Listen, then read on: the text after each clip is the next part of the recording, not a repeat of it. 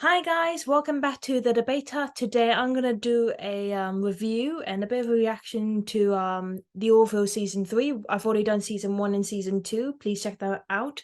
I have Emily here with me, so I'm just gonna discuss quickly through the season and what was my favorite bits, what was my favorite parts, which one I didn't like. But yeah, I'm gonna get through it. But before you start, please make sure you like, subscribe, and hit that notification bell.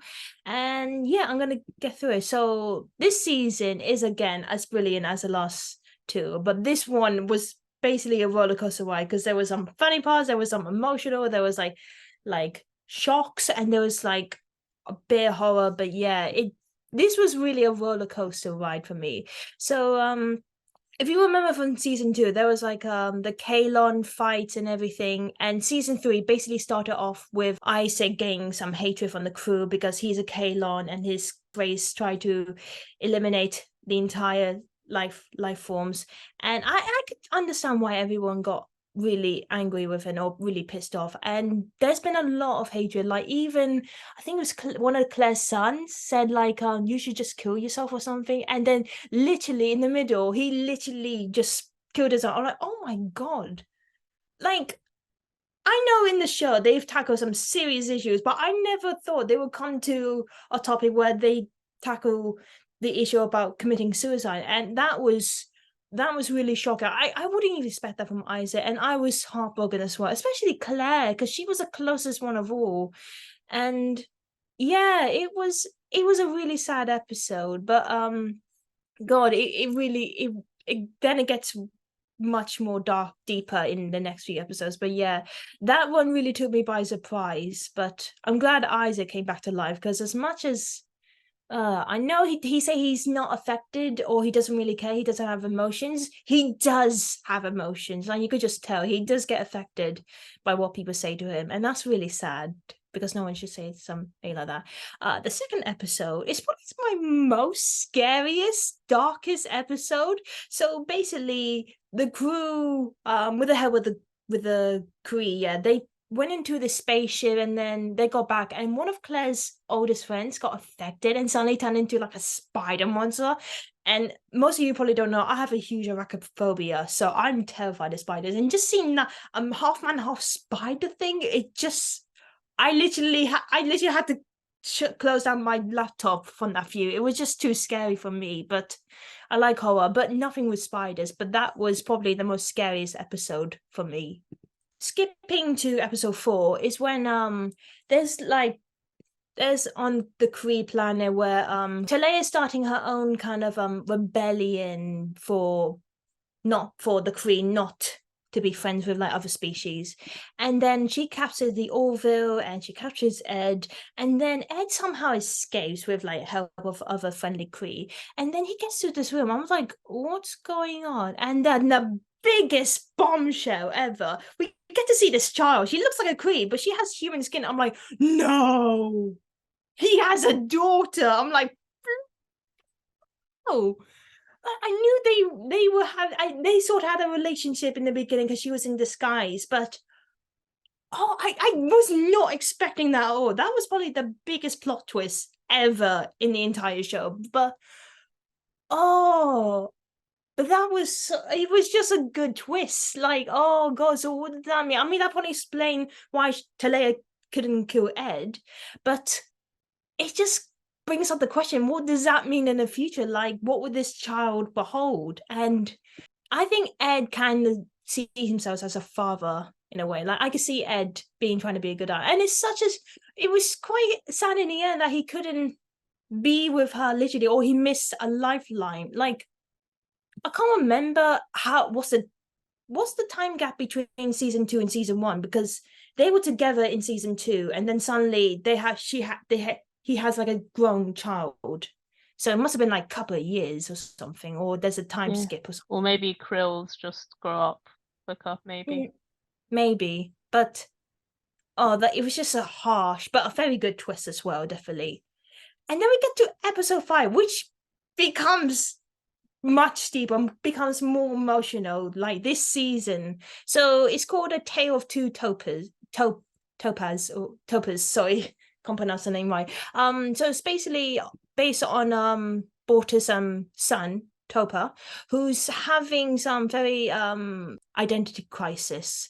And this one really hits me really hard because we basically see Topa confessing to Kelly that he's having suicidal thoughts. I'm like, oh my God. I mean, first episode, Isaac committed suicide. Now we're getting this child actually having some dark thoughts. I mean, there were some serious issues that they brought up, but they handled it really good.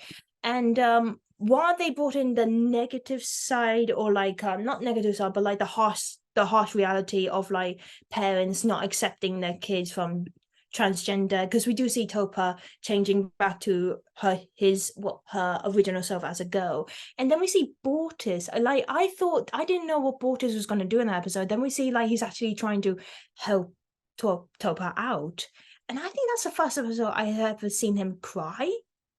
And I thought, oh my God, because this is actually doesn't just reflect people who having identity crisis or like having different thoughts about what the gender is, but it's also a on like the families or the parents about trying to accept the child, trying to accept the child, or trying to help them out because they have no idea. I mean, what can you do to help their child find their own path? And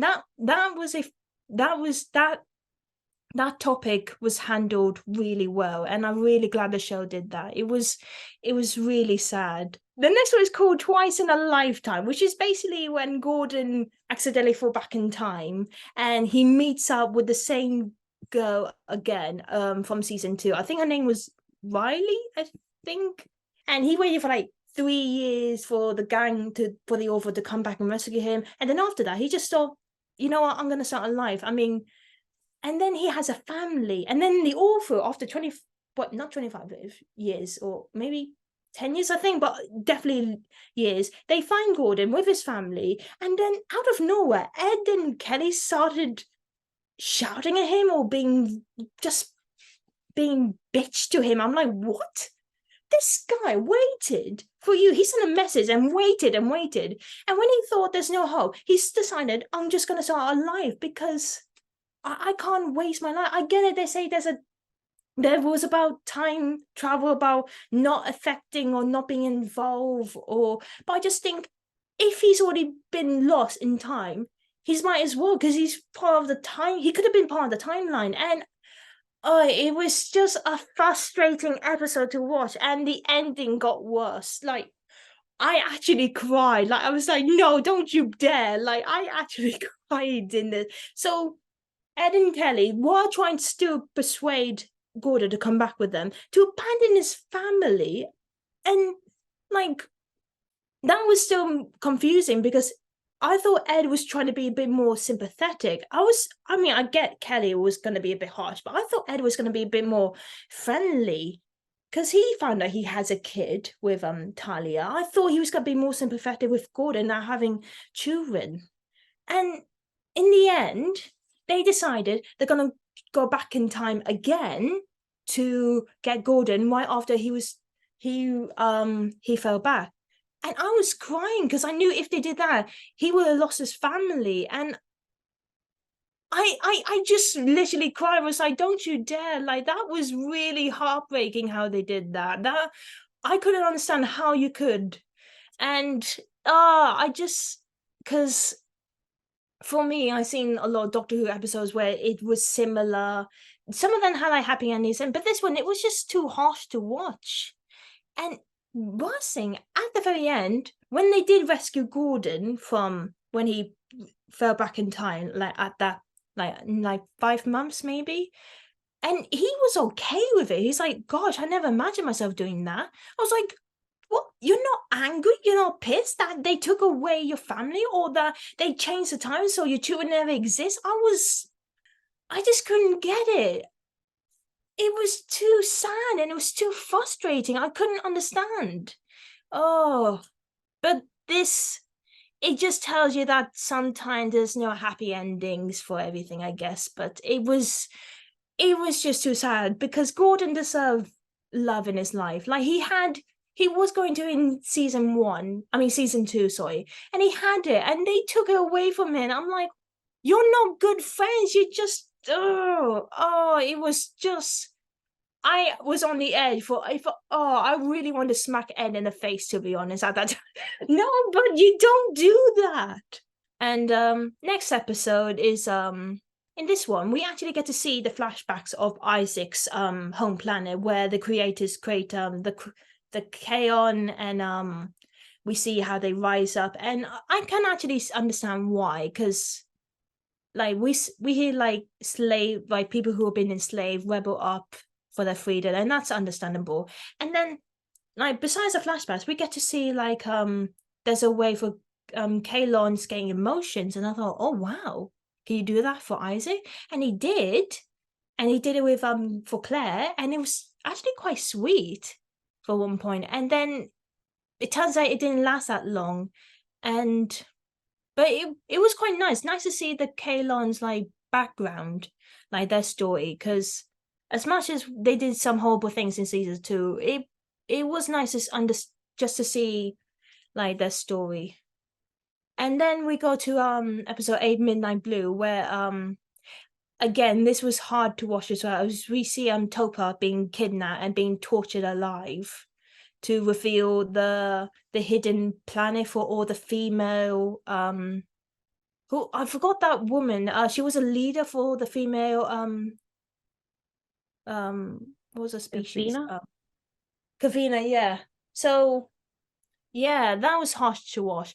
But this was actually quite a good episode, because in season 1 we get to see big stars coming up, like celebrities. And then in this one, I was not expecting this. We got to see Dolly Pardon? Dolly Parton. Parton. Yeah, the singer. I was like, oh my god, she's in this. I told And you there was going to be a big one. yeah, I know. I was not expecting her, and I'm probably gonna cut this out. But to be honest, I didn't know she was still alive at that time. But no, No, you got to keep that in. no, but I know her songs are quite legendary, like legendary. They're very classic, but I just didn't know when they were made, and I didn't know where she was at the time. So yeah, but it was nice to see her. It was nice to see that we're getting more like they should just keep doing that, bringing back celebrity guest stars or something, or like celebrity cameos or something. I don't know, but yeah. And then episode 9 was an interesting episode as well. We get to see the Orville with their worst enemy, the Clayons. Suddenly they're teaming up together against so they're up against the Mocklins and the Kree. So it was an interesting take, Krill. because Krill. Sorry, have I been saying Kree the whole time? For a bit, but I didn't want to interrupt because you were like in the like Okay, I'm probably gonna change it to the Kree. Or say sorry. no Krill. Sorry. Sake. So they're up against the Krill and the Mocklins. So it's an interesting take. Like it's a flip on the table. So they used to fight the Kalons in season 2, and now they're teaming up together. So it's like the enemy is the enemy, or the enemy of my enemy is my friend. Oh, that's very something. And there was something so we get this new character called Charlie. She was introduced in season 3, like in the beginning, and she had this deep hatred for Isaac, and that was very understandable because she lost a friend. Everybody lost someone during the war of the Kalons. So she was actually kind of warming up to Isaac eventually after the mid-series. And then she died, sacrificed to save everyone. And I thought that's a very good character. Like her character development really grow, and she really changed from someone who hated Isaac to someone who was sacrificed even for a species that killed her lover, or not lover, but like someone she was in love with. And yeah, I it was a shame because she was an interesting character and they just killed her off so early. So I would have liked to see her more. And then the last episode, which is probably my favorite one of all, is called Future Unknown. So in the beginning, we see Isaac walking around the shed, and then suddenly he comes up to Claire and kneels and proposes. I'm like, what? He I mean, Isaac is unpredictable in everything with with everyone. So I was not expecting him to propose. But the way he kind of explains that he wants to be with Claire and that he will help her with her family and her descendants, and I thought, oh, that's really sweet, and they do have a special connection. So I was surprised, but I felt very excited about it as well. And then mid episode it gets to the funny bit. So we got like their hen party where we get to see the robotic stripper. And I then knew like you would love that bit. we all know that's Claire's type, but that was really good.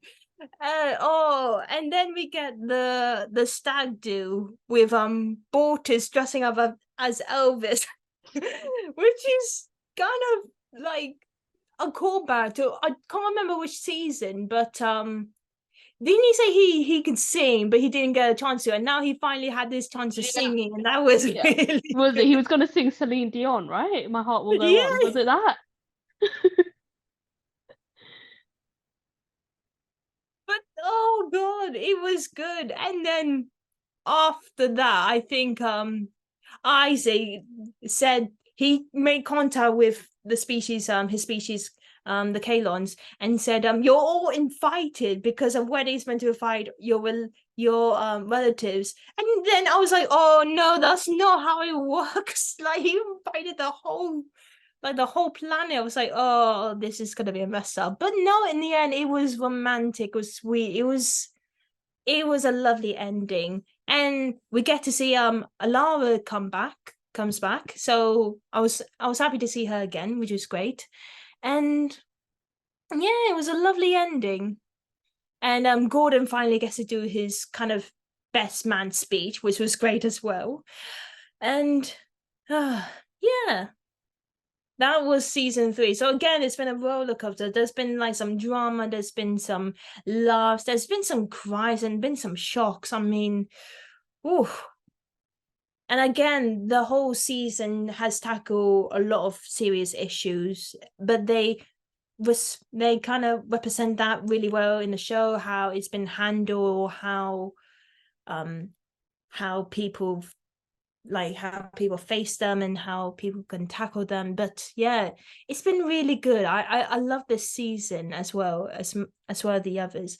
So I want season 4 now because there's just so many open questions that need to be answered. Like, does Ed get to see his daughter again, or where does it go from like the krill? There's just so many things that needs to be answered, if that makes sense. So we need the season 4. We need the season 4 right now. If there's not, I'm gonna start a campaign and say we want a season 4 because there's just so many things that needs to be done. Any thoughts, Emily, on season 3 or anything you want to ask? I wanted to ask what your favorite episode was because I mean, season 3 for me, I think was like the best season. I mean, not that all the other seasons weren't great, but this season, Oh, which is just it just no, but topped it. It was just this season had like everything basically. The laughs, the tears, it just had everything. It had drama. It actually had a bit of horror from what I said about the spider monsters. So yeah, that really topped it off. Favorite episode? I'm gonna say, I think Twice in a Lifetime, because as much it was so heartbreaking, it was a good story. I was just gonna ask, who's your favorite character now after season 3? Oh, still, well, I'm gonna stick to Bortus now because I know like he was funny in like mainly nearly all the episodes, definitely. But I think the one where his child changed gender back to a girl, and how he was not like struggling, but he was finding it hard to know like what to do or like how to be supportive, but he never like let up, he never backed away like his partner did. He Yeah. actually stand by, and I thought, wow, that's a great pairing. I mean, Yeah. he deserves an award for that. That was really good. I mean, Yeah. that's for all parents who are being supportive for their kids. Yeah, like who Bortus are has come a long way from season he one, has. from when he didn't want Topa to be a female, to accepting that and Yeah, wanting her to remain a female, to now like supporting her, like his yeah. development. But also, actually talking about Bortus, so I just remembered. What did you think about the twist about Bortus and Kelly? Wait, hold on. What twist was that? That they were sort of like having like feelings for each other, like there was something there. Yeah, I was thinking of that. Like, I get it. Like Kelly was sort of being like a mother, like to Topa, Hmm. and I don't know. Like, it sound like a be interesting idea, but I think like Bosses is just I don't know. He's a very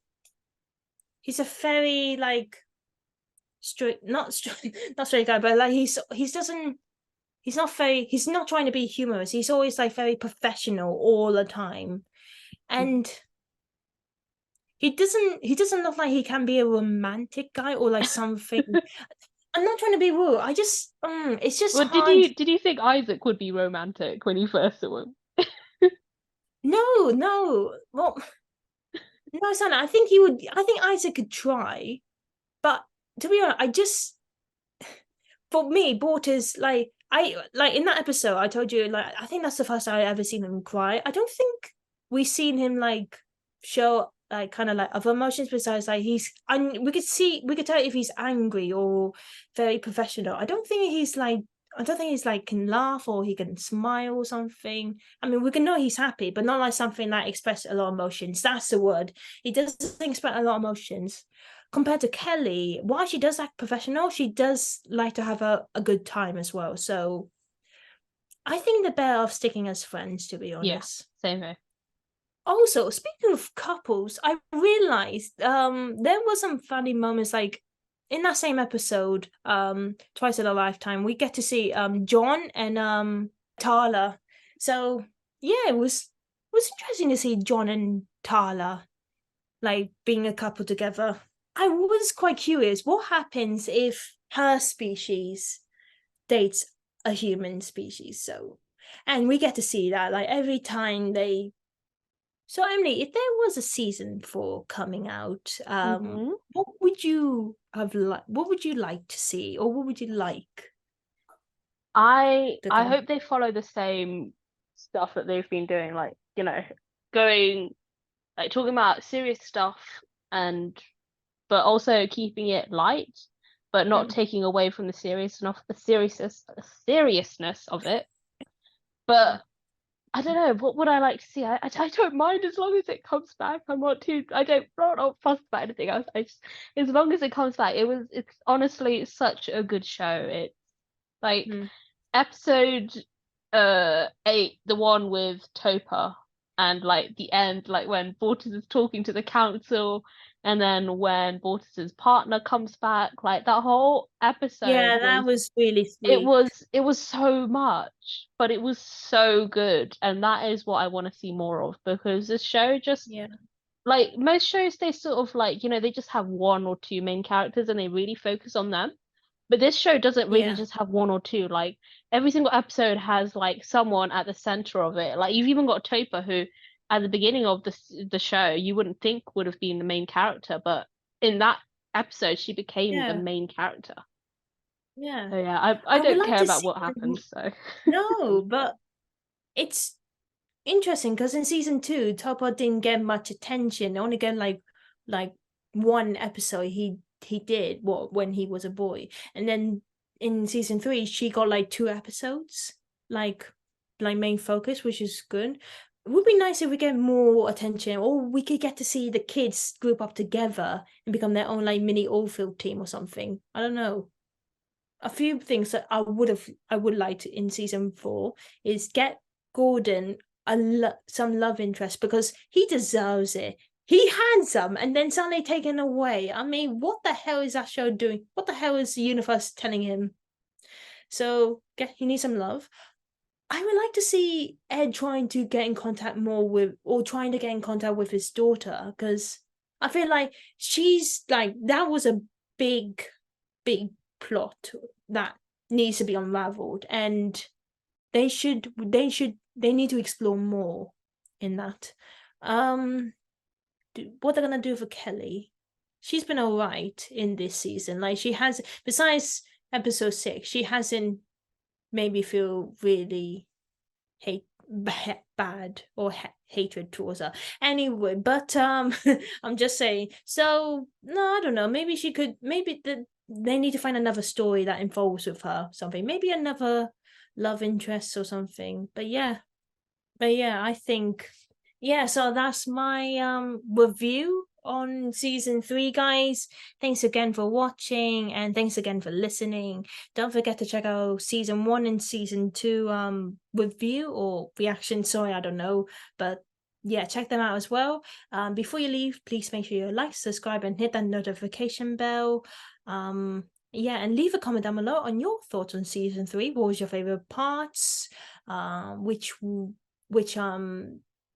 like serious issues did you liked that they kind of tackle on and kind of represent in the show, or like not represent but like just trying to talk about it? Was there a scary moment for you, or was it something that you didn't like? And what do you have any predicted, or like what would you like to see in sorry, what would you like to see in season 4? Leave that all down below, guys. We would love to hear your thoughts. Check our website, tells information about the whole gang in the team in the debate hut and all the videos we've done. And check out our social accounts. We've got Twitter, Instagram. If you follow us, we would definitely follow you back. Sorry, my mouth is really dry. Yeah, and check out other videos. We've done reviews, reactions. We've done some reactions to a few Bollywood films that Emily has introduced us, so it's been really cool. And we've done some Marvel and Disney reviews on some of their latest films, such as we've done Ant-Man. We've also done what's the latest one we've done? Guardians of the Galaxy. Yeah, Guardians Galaxy. Sorry, I forgot. No, don't be. No. It was just an accident. And we also done Elemental. So check them all out. We've done other bits on different shows and films. So yeah, thanks a lot, guys. Really appreciate it. And we will see you next time. Bye. Bye.